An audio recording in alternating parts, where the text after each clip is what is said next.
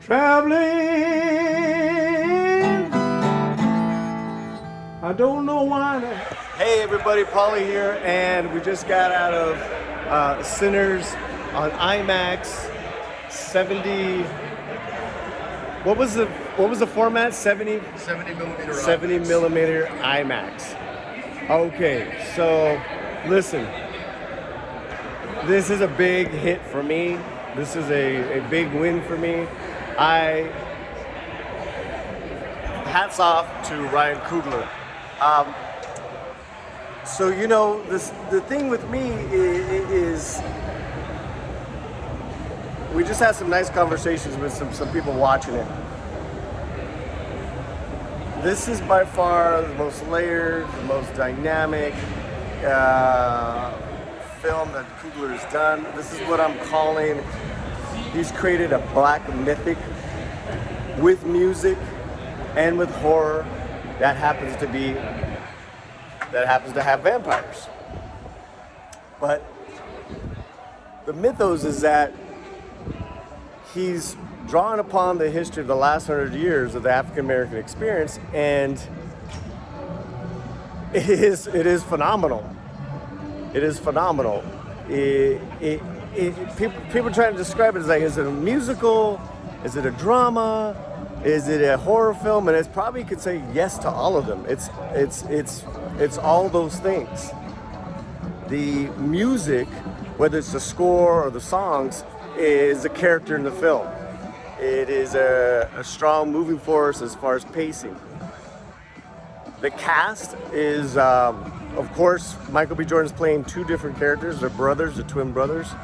There's a gentleman that is the cousin. I believe this is his first acting experience. He was wonderful. Delroy Lindo was a hoot as this old blues man who, you know, his character's like drunk half the time, which was a funny bit. And there was Haley Stansfield, who was wonderful as well. So they follow all the vampire lore, right? You got to be invited to come into the house. Wooden stake through the heart to kill it so the soul can be freed. Garlic, sunlight, all that stuff. What was so profound was how music affected them all, and how music kind of sends off these I don't even know what you call like frequencies, vibrations, as far as communicating on a higher level to other beings out there. And at one point, the gentleman playing the guitar, he kind of, it's almost like a beacon call to where these vampires hear this music, and like, we need to make this guy one of us. It's very interesting because the head vampire is, for, you know, lack of better words, the head vampire, he's Irish, from Ireland. And there's that whole connection with the Irish experience, with the black experience, with the destitute experience, as far as being disenfranchised by people who are kind of like in more of a class level. So that was brilliant. There was just some brilliant moments. Really, listen, I think for myself, I would have probably, like, once I knew the characters, once I knew the lay of the land, once I knew everyone who had their moments, it was like, all right, it's time to wrap this up. So it got there.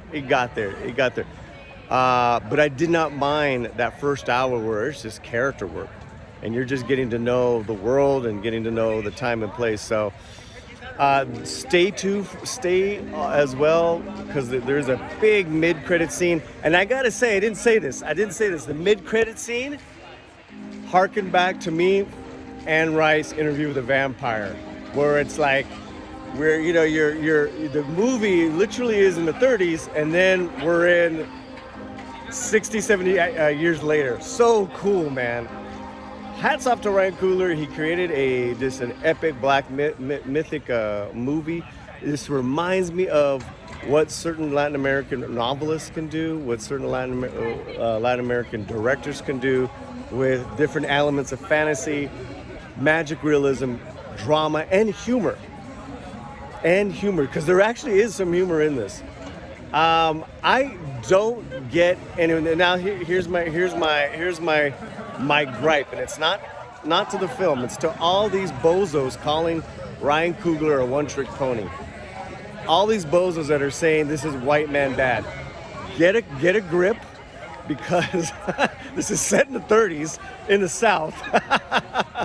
and at the end of the day, it's not all white man bad, because there's you'll see the story when you watch the movie, but it's really a disservice to cinema, to nerds, to cinematic nerds, because Ryan Coogler is one of those.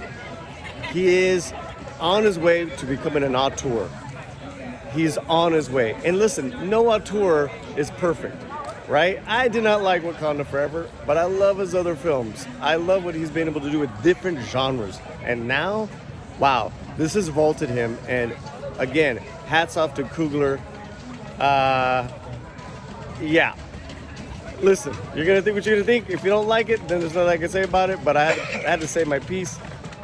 Let me know what you guys think. Have you seen the movie? I know some of you guys have. I know you guys are very positive about it.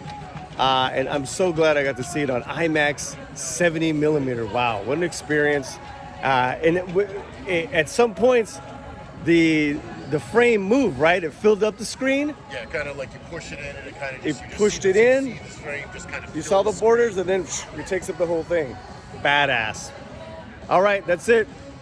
Also, check out our written review on the LatinoSlant.com by Sin. She liked it as well. Sinners, a very original movie that's out. Thank God. Enjoy. All right. Turn her down the rocky road and all the way to Dublin, From there I got to